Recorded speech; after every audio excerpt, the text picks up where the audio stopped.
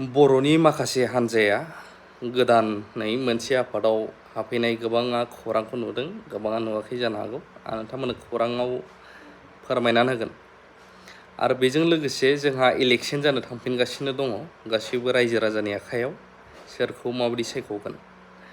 लोगोसे दाख्लैनिफ्रायनो बुंबोबाय थादोंमोन जे एमपिनि बुंनाय भिडिअ लाबोबाव जोंहा मानगोनां आसामनि एमपि बा राज्यो सभानि बिथां रोन गोरासारा मा फोरमायदों, मा इनिसियेटिभ लादों, नोंथांमोननो भिडिअखौ गुवारै होग्रोगोन। नायजोबाबा बुजिनाय नङा, नायजोबग्रो, बिनि उनावसो नोंथांमोना गावबा गावनि मतामत कमेन्टखौ होनो हागोन। सावरायनाय हाबाफारि बेवहाय बाहागो लानो मोननानै आं खोब गोजोननाय मोनदों। आरो बेवहाय 300सो जोंनि इयुथफ्रा बाहागो लादों। खोब मोजां, बयबो बाहागो इन्टारेक्सन खालामदों। बेवहाय गासैबो बिथिङाव आथिखालनि थासारि, बर'नि बाथ्रा, जोंनि रांखान्थि, सोलोंथाइ, बिनि सायाव गोबाङानो बाहागो लादों आरो सोंनाय फिननाय जादों।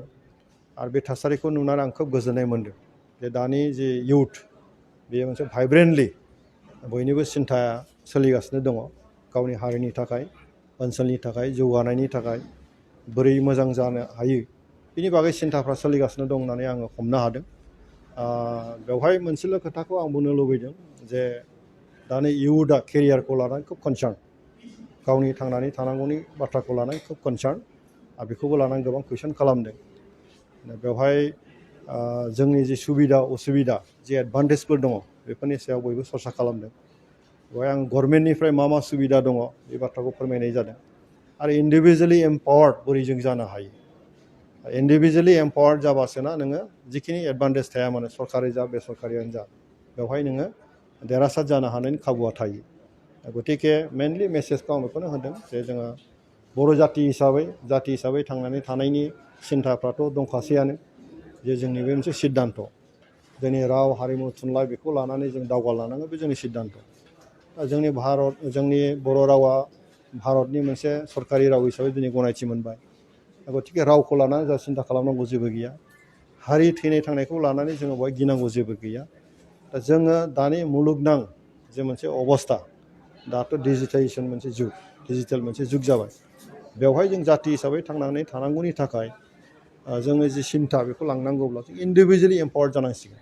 दा मोनसे समाव जों आन्दलनबो खालामबोबाय, गोबां जों खहाबो खालामबोबाय, खिन्थु आथिखालाव दा आन्दलन गैला।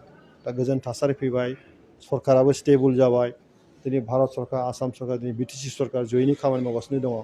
बेवहाय दिनैहाय जोंनि इयुथफोरनि जि सम, बे समखौ जों खुनु मोनसे गोनो गोथो गैयालासिनो, जे लस खालामालासिनो, जे थि समाव जाहाथे थि सिद्धान्त लानानै बे इयुथखौ जाहाथे जों मोजां डाइरेक्सन होनो हायो, मोजां डाइरेक्सनाव जों थांनो हायो, बिनि थाखाय जों ज' सिन्था खालामलायनांगौ दङ।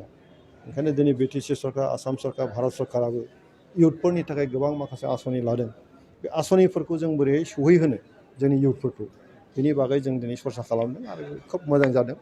आरो गोबां बिथिङाव सावरायनांगौ दङ, बे खोब खम समावहाय बेखौ सावरायजोबनो हाया। गतिके आं आसा थिदों दिनैनि प्रग्रामनि गेजेरजों जे इयुथफ्रा एसेबाबो लाब जागोन। ट्रेन्डखौनो जों दा सोलायनांगौ दं इयुथफोरनि गेजेराव।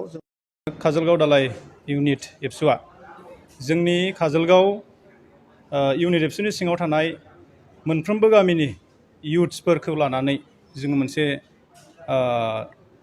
जथायै सावरायनाय मोनसे हाबाफारि जोङो दिनैहाय लानाय जादों।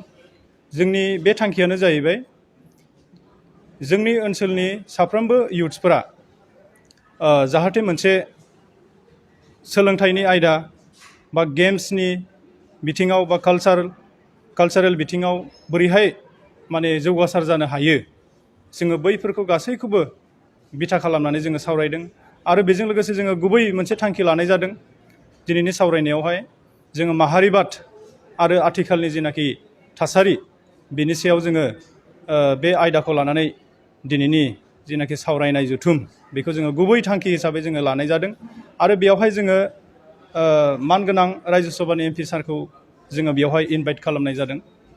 इनभाइट खालामनायनि गुबै थांखियानो जाहैबाय मा, जोंहा मानगोनां रोंगोरा एमपि सारा जिहेथु बर' हारिनिफ्रायनो जाथिनि मोनसे खामानि मावनानै बिथाङा दिनै एमपि जानो हाबाय। दा बिथांमोननियाव गोबां माखासे बिथांमोननिफ्राय जोंहा गोबां माखासे सोलोंनांगौ माखासे खोथाफोर दङ बा जोंहा मिथिनांगौ दङ।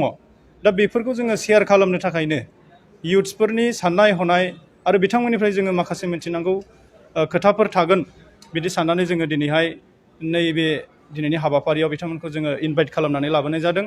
आरो बेजों लोगोसे जोङो मोनसे इन्टारेक्सन जोङो सारमोनजोंहाय दिनैनि हाबाफारियाव जोङो लानाय जादों। जोंनि इयुथ्सफोरा बेवहाय गासै 300सो बाहागो लादों।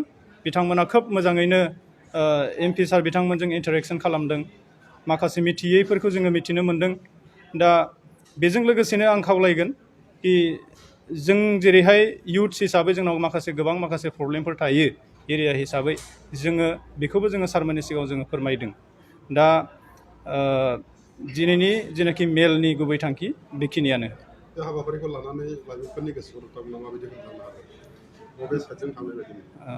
दिनैनि जेनाखि हाबाफारि बेवहाय जोङो साफ्रोमबो इयुथ्सफोरादि बेयाव प्रेजेन्ट जादों बिथांमोना माखासे नलेज बिथांमोना माखासे बेवहाय साजेस्टफोर मोननानै बिथांमोना निस्सय दिनैनि हाबाफारिनि गेजेरजों माखासे मिथियै खोथाफोरखौ मिथिनानै बुजियै खोथाफोरखौ दिनै बुजिनानै बिथांमोननि गोसोआ निस्सय माबा मोनसे सेन्स आरो पजिटिभ लामाजों माने थांगोनखौ जोङो दिनैहाय मिजिं थिदों आरो। दानिया फैदो गुबुन मोनसे खौरां, बे जाहैबाय जोंहा मोनबा बियाबावहाय इलेक्सन बा भट जाफिननो थांगासिनो दङ सिडली समस्तियावबो। जयन्त बसुमतारी सार मानगोनां MP जोंनि दा, जाय MPनि जायगायाव बिथाङा MC मासिखौ लाहैनायलाय बिथांनि थालांनाय MLA मासियाव खालि जानानै थानायखाय दा गोदानै बावहाय सोर बिसायख'थि गेलेगोन बिनि खोथाया सोलिगासिनो दङ। आरो मिथिनो मोननाय बायदिब्ला सेप्तेम्बर अक्ट'बर दाननि गेजेराव बे बिसायख'थि बा इलेक्सना जाहैफिनगोन। नोंथांमोननि बा जों बयबो जायफ्रा मोन्थाय दङ बा गाव गावनि एरिया मोनगोन भट होनो गोसो गुदुङै फिन खेब सायख'नो खाबु मोनसिगोनलाय। 500 थाखाजों बायजायो जोंनि गोबांथारा भटआव। थ' बेखायनो गाव गावनि बेसेन गोसा भटखौ रावजोंबो बायजानाङा। मानो होनब्ला गाव गावनि एरियानि जायगानि डेभेलपमेन्टनि खोथा दं। जाय लिडारा जिखुनु पार्टियानो हक, BPF जा, UPPL जा, बा BJP जा, बा कंग्रेसआनो जा, जाय लिडारा नोंनि एरियानि थाखाय सानगोन, हारिनि थाखाय सानगोन, बैफोरबायदि लिडारखौ सायख'नाया गाहाम। लोगोसे गोजोनथाव खौरां होननांगौ ना मानांगौ नोंथांमोननो फोरमायनो गोसो जायो। जोंहा बनसुनिफ्राय डक्टर निजोम सार बिथां सेक्रेटारि आरो लोगोसे उदालगुरिनिफ्रायबो माखासे प्रमद बर' सारजों जगदान हैनायखौ नुनो मोन्दों। मोनसे समाव प्रमद बर' सारनि एगेन्स्टआवनो माखासे बाइट बुंबोनाय मानाय नुबोदोंमोन जोङो।